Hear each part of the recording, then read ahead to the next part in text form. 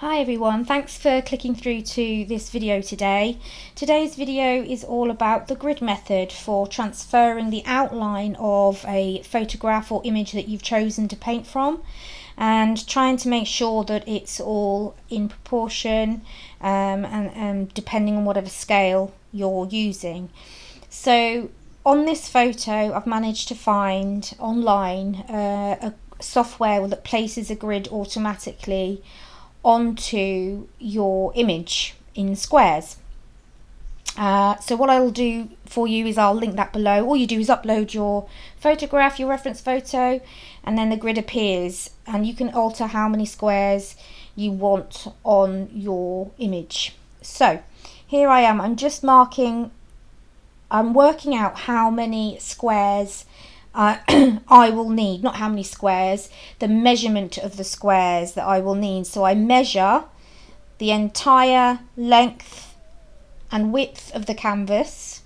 I then divide the length in centimetres by how many squares there should be, which is 12 across the top on mine, and then I do the same on the width.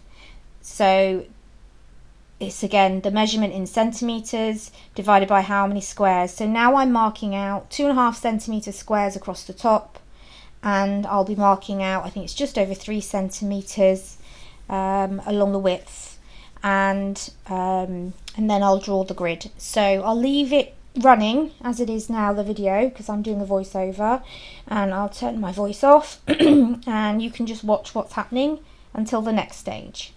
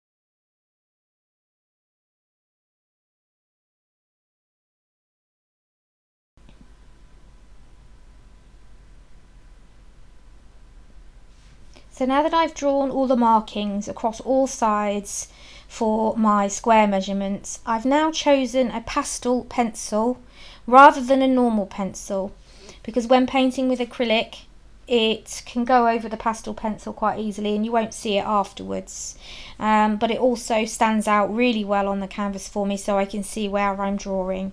And here I've gone for a colour that actually is in the image. I just think if for any reason you do miss a bit when you're painting, you know, you're not going to see it. But it does, it goes, it disappears, it's magic. So yeah, if you have any pastel pencils, or if you can get hold of a pastel pencil, that would be best. If not, you can use a normal pencil. Just be really, really light with it, because it's not as easy to cover up.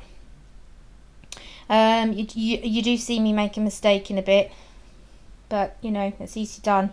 My measurements were a bit off going down the side. I think it should have been a bit more than 3 centimeters, and I was doing exactly 3, so the last box ended up a bit big. But don't worry too much, you know, unless you're going for photorealism, it's not really going to matter that much, and that's not what I will be going for in my acrylic painting. It will be more just sort of intuitively painting. May not even stick to exactly the same colours. So you'll see that on. I will link below the video to the final painting of this one. But I thought it good just to show you the grid method. So here I am, still just making sure I'm trying to get those lines in accurately.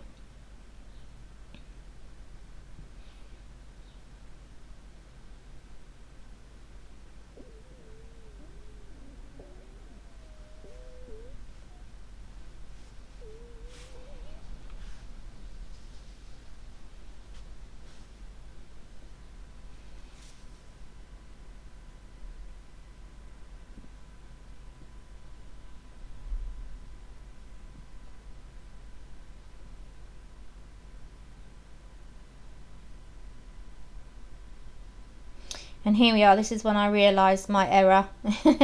And I really have that you can see the bottom squares are too big, so I adjust it a little bit, but I'm not really too worried, because the design, the image transfer, it won't make too much difference for me. But if you are going for photorealism, then you really need to have it exactly right.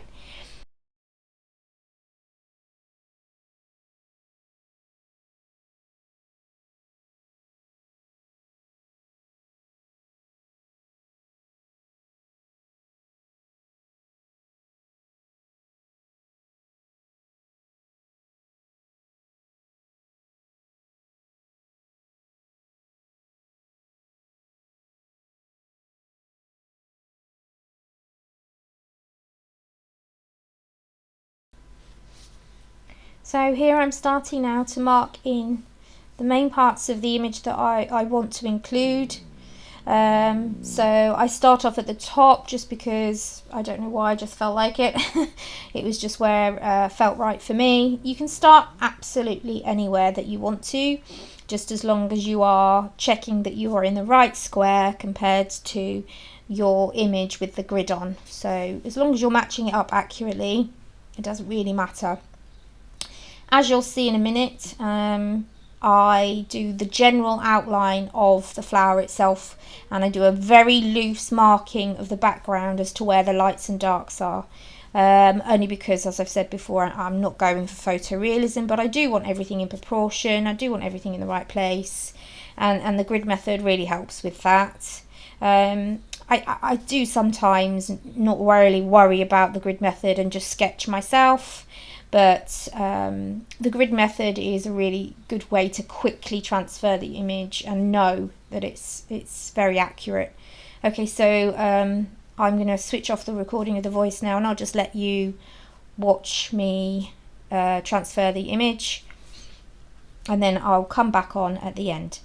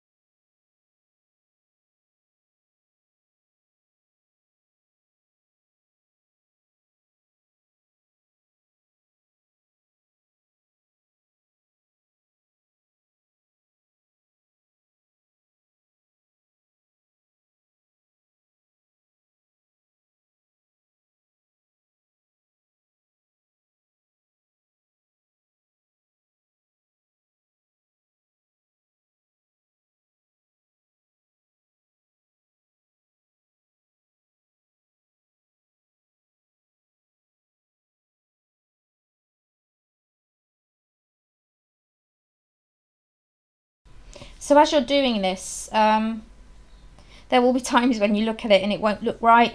But until you've drawn the whole thing, it won't make sense. It'll only make sense when the whole thing has been put together.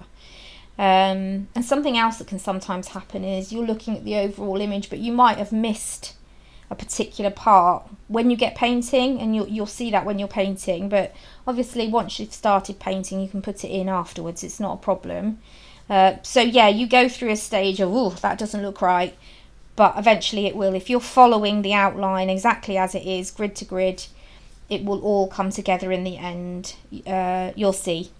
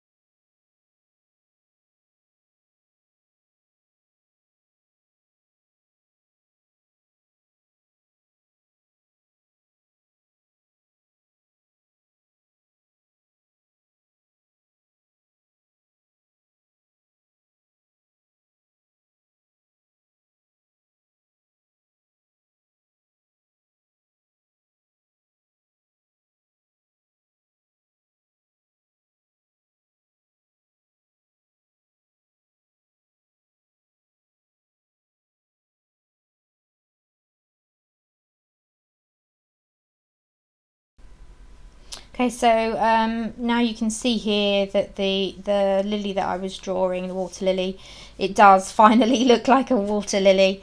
And then, as I said before, I'm just putting in very faintly, very loosely, the different areas of light and dark. So when I come to paint, I know exactly where it's dark, where it's light. I don't at this point know what I'm going to do with the background yet. I may not even paint it in as it is. I might do something very loose and very abstract. We'll see. I'm very much one of these people that I try not to plan too much. I just like to go with it and see what happens. It's more fun that way. Anyway, yeah, thank you so much for clicking through. If you could subscribe, I'd really appreciate it. I am I'm at the very beginning of my YouTube journey, so it would really help, especially if you can click like or a comment. That would be really helpful too. So there will be more tutorials to come, so I hope you follow along and join in with those too. Thanks again.